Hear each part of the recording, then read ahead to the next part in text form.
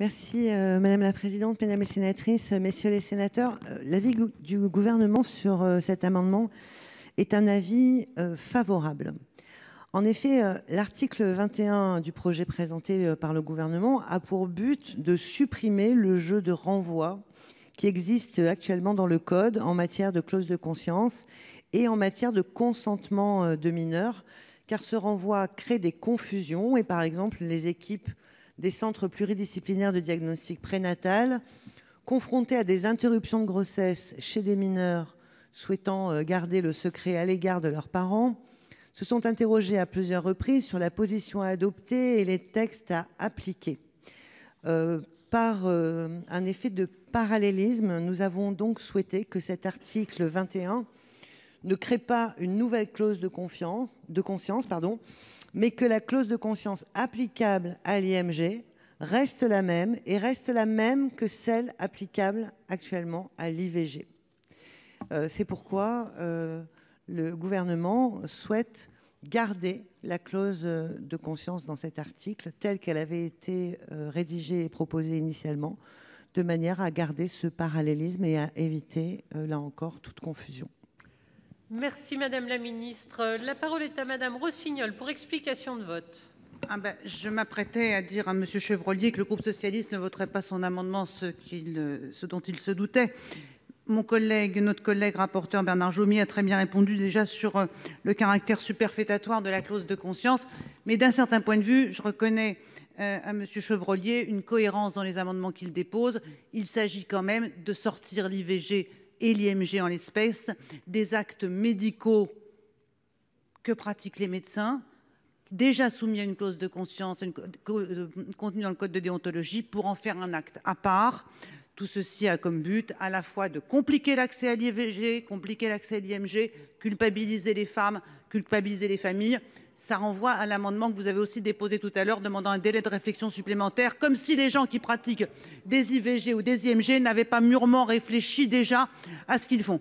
Mais là, je dois dire que d'un certain point de vue, le sujet n'est plus tant votre amendement que l'avis du gouvernement. Madame la Ministre, j'espère que vous n'êtes pas fière quand même d'avoir lu votre fiche de banc. J'espère que vous n'en êtes pas fière. En lisant cette fiche de banc, en fait, vous adhérez totalement à l'idée que, la clause... Mes chers collègues, on sait qu'on n'est pas d'accord là-dessus, on en parle régulièrement, on n'est pas obligé de faire du bruit, parce que nous aussi, on peut faire. Hein.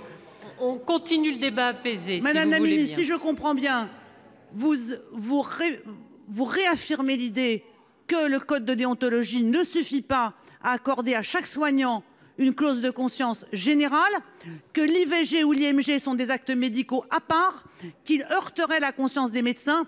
Et je note quand même, par rapport au débat que nous avons eu hier, que ces discussions sur la conscience des médecins sont à géométrie variable. Parce qu'on leur prête beaucoup de conscience quand il s'agit de leur donner la capacité de refuser de faire des IVG ou des IMG. Mais quand on parlait hier des recherches, et en particulier de la recherche embryonnaire, alors là, il fallait encadrer totalement l'activité des médecins et des chercheurs parce qu'on les soupçonnait de ne pas avoir suffisamment de conscience. Donc tout cela, en fin de compte, n'est qu'une position extrêmement conservatrice, rétrograde, voire même obscurantiste à l'égard des sujets dont nous discutons. Merci, chers collègues. La parole est à Monsieur Delège.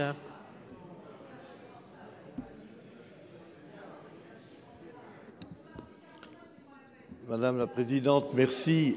Après les propos qui viennent d'être tenus, je crains de me faire taxer d'obscurantisme, mais après tout,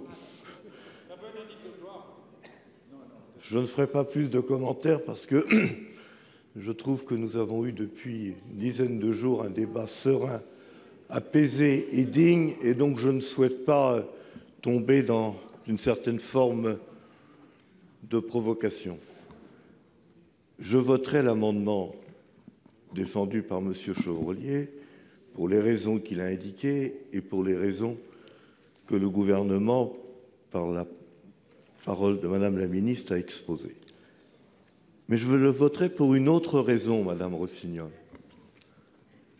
C'est que pendant ces 10 jours de débat, nous avons tous été dans un grand respect des opinions des uns et des autres.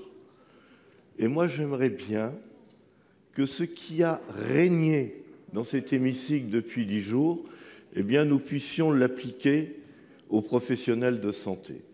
Et c'est une des raisons pour lesquelles je voterai cet amendement, parce que c'est une manière de rendre hommage à la manière dont le Sénat a travaillé. C'est une manière de rendre hommage au Sénat.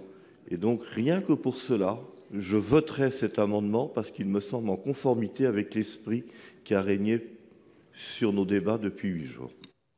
Merci, chers collègues. La parole est à Monsieur Karoutchi. Madame la présidente, madame la ministre, je voterai ces amendements. Je me fiche du politiquement correct et je ne supporterai pas les leçons de morale de qui que ce soit. Les parlementaires font ce qu'ils veulent, décident librement et n'ont pas de leçons à recevoir de qui que ce soit. Et madame Rossignol, pardon de vous dire, quand vous étiez ministre, vous n'auriez certainement pas accepté qu'un parlementaire vous parle sur le ton sur lequel vous avez parlé à madame la ministre. Mais c'est autre chose. Sur le reste, vous savez, dans la vie publique, bon, moi aussi. Mais qu'est-ce qui se passe aujourd'hui? On voit bien, moi, j'étais franchement indécis sur ces amendements et sur la position de la commission. Indécis. Je n'ai pas voté les amendements précédents sur le délai de 7 jours parce que j'ai entendu les explications de la commission. Mais c'est mon droit de dire je n'ai pas voté les précédents. Ceux-là, je les voterai parce que j'entends les explications de madame la ministre, j'entends les explications des uns des autres et je vois bien qu'en réalité, il y a la clause de conscience générale, mais que dans certains cas, il faut avoir précisé les choses.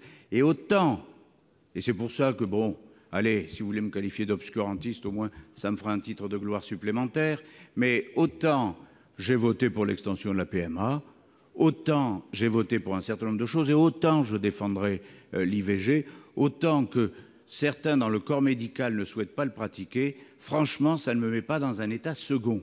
Parce que si dans ce pays, on est incapable de respecter la liberté de conscience, la liberté de croire de chacun, l'intolérance est au bout du chemin. Alors c'est extrêmement clair, je voterai ces amendements. Merci, Monsieur Karoutchi. La parole est à Madame Gatel. J'espère que c'est bien le cas. Merci, Madame la Présidente. Je suis profondément indignée et émue par le ton que prennent les débats cet après-midi.